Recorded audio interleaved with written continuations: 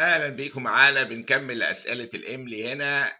Primary gravida 36 weeks is in labor with a 3 centimeter dilated cervix and minimal uterine contraction. يعني هي في الاسبوع ال 36 في in labor والسيرفكس dilated 3 سنتيمتر ومينيمال uterine contraction.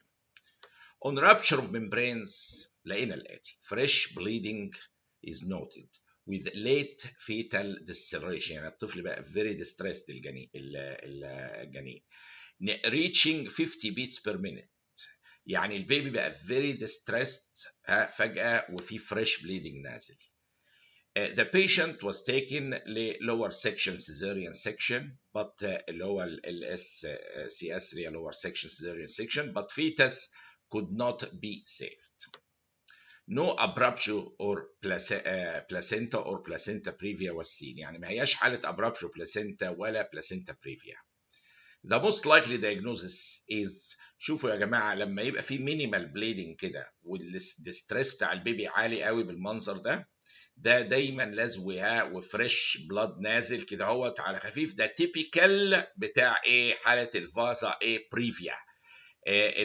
فالإجابة هنا هي حالة الفازا بريفيا اللي هي عبارة عن عبارة عن مجموعة بلاد فيسلز كده اهوت موجودة، شايفين البوزيشن ده؟ دي very rare يعني but severe complication of pregnancy بيبقى فيها some fetal umbilical cord blood vessels running across or very close to the internal os.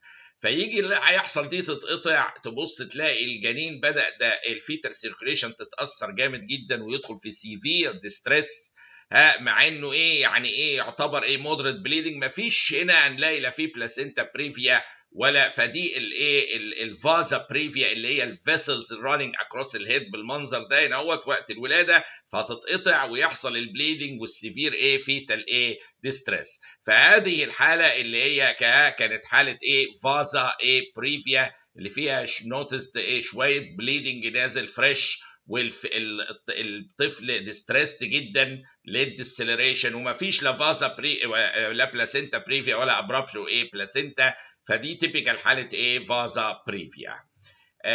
وادي الصوره بتاعتها عشان نبقى فاهمين خطورتها، مجرد تتقطع الفيسلز دي هيحصل سيفير فيتال ديستريس مع ان البلاد اللي نازل ممكن يبقاش كتير قوي. 23 years old man admitted following the sudden onset of an occipital headache. فجأة جاله sudden onset severe occipital headache. On examination الجلاسكو كوما سكيل كان 15 على 15. Neurological examination is unremarkable but neck stiffness is noted. A subarachnoid hemorrhage is suspected but CT scan was normal. What is the best drug to be given in subarachnoid hemorrhage؟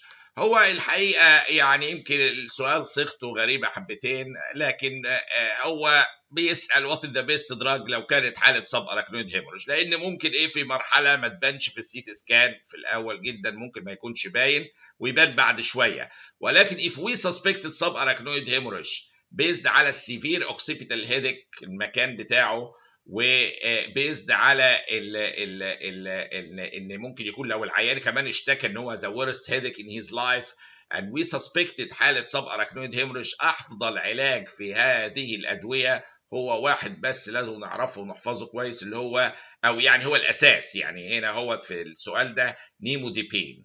طبعا ممكن نستخدم امور اخرى ولكن نيموديبين ده يعتبر كالسيوم شانل بلوكر فازو دايليتور. اللي بيحصل في السب اراكنويد هيموريج واي هيموريج بيحصل ريفلكس فازو كونستريكشن جامد قوي، بيعمل برين دامج رهيب، فممكن تبص تلاقي جنرالايز برين دامج حاصله، هنقدر نمنعها لو ادينا ايرلي نيموديبين اللي هو كالسيوم شانل بلوكر فازو دايليتور محترم.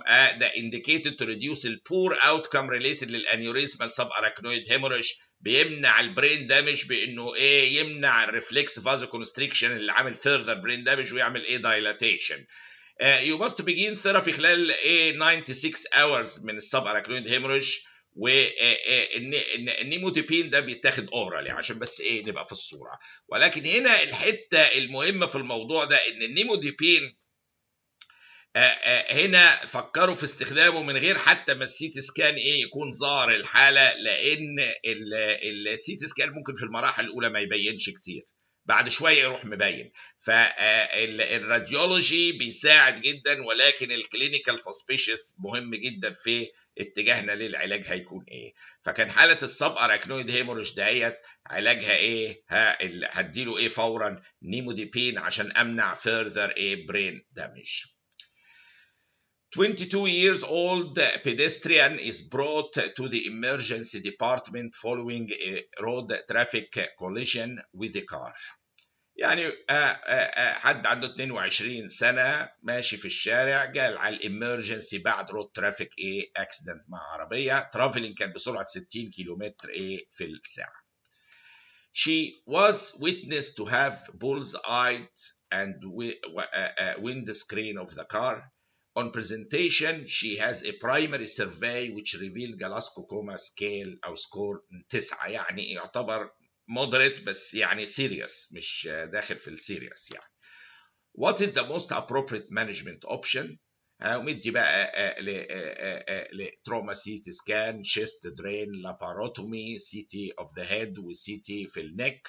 هو الحقيقه في الحالات دي مع تروما بكار في عربيه لبيدستريان مهم جدا جدا جدا نعمل سي تي سكان للهيد، لانه من اوائل الحاجات اللي ممكن تظهر لي وجود برين تروما او دامج. يعني سي تي سكان شوينج هنا مثلا بايلاترال كونتيوجن للفرونتال سيريبرال ريجن اهي، ادي النورمال تيشو اهو، وادي كونتيوجن في الحته دي، وممكن يبين سيريبرال هيموريج حاصل. فالسي تي سكان للهيد الحقيقه مع الجلاسكو كوما سكيل ده اللي هو يعتبر مودريت، يعني هو مش مايل، ده داخل اهو في المودريت، ما بقاش سيفير لسه، ولكن لو نلحق بسي تي سكان في الهيد لو لقينا السيريبرال هيموريج او حاجه ممكن نحتاج نيورو سيرجري تكون هي الديفايننج فاكتور في علاج هذا العيان. فالشخص ده اللي حصل له اكسيدنت في الشارع بعربيه واتص بعربيه زي ما بيقولوا او اتخبط بعربيه، احسن حاجه نعملها فيرست ستيب اللي هي سي تي سكان للهيد عشان نشوف وجود سيريبرال هيموريج او كونتيوجن الى اخره.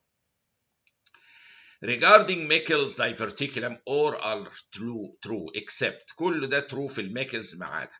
فهنقول بيقول arises from the mid-gut، تمام، may cause massive gastrointestinal bleeding، بتحصل ساعات peptic ulceration جوه الميكلز diverticulum وتعمل bleeding، is congenital anomaly، تمام، is associated with carcinoma of the small bowel may cause intussusception. هو ممكن يعمل intussusception، والحقيقه موضوع carcinoma small bowel ده very very very rare. او كلمه is associated معناها ده typical feature له، وده الكلام ده غلط تماما. الميكلز دايفرتيكولم ده benign condition، ولذا فالاجابه الغلط هنا هي انه associate مع كارسينوما في السمول باون. this is not a typical feature له خالص، ده اساسا benign condition. الميكلز اهو دايفرتيكولم ده هو اهو شايفينه الصغير ده بيبقى usually discovered instantly and usually benign كمان. المالجنا ترانسفورميشن فيه ده very very rare، ما نقدرش نقول له فيتشر فيه ونقول it's associated with malignancy. no، كلمة is associated معناها دي فيتشر رئيسية فيه. الكلام ده غلط، ده أساسا benign condition. الانزس of malignancy very rare 0.5% مش أكتر. عندي بعد كده السؤال العاشر. failure of the heart to pump effectively causes the following type of shock. يعني دي بداهة، يعني الهارت مش قادر يبامب افكتفلي، دي مش محتاجة حتى ان انا اشوف الاجابات، دي كارديوجينيك شوك وبعد كده نفكر. الهارت مش قادر يضخ، ما هياش انافيلاكتيك، مش الرجيك رياكشن، ما هياش واحد بينزف هايبوفيليميك، ما هياش بعد تروما بين جامد قوي نيوروجينيك شوك، ما هياش ريليتد لسيبسيس او انفكشن، دي اللي سيبتيك شوك، دي نتيجة الهارت ديسفانكشن زي مايوكارديال انفاركشن الى اخره، بيدخل العيان في سيرس من الشوك، تعمل فازو كونستريكشن جامد جدا، وتقلل البرفيوجن للاورجانز، وتعمل فينو كونستريكشن جامد ممكن يعمل معاها ايديما، وتدخل في سايكل ضخمه جدا اللي هي الكارديوجينيك شوك نتيجه الهارت مش قادر يبامب. ونشوف الاسئله اللي بعد كده باذن الله.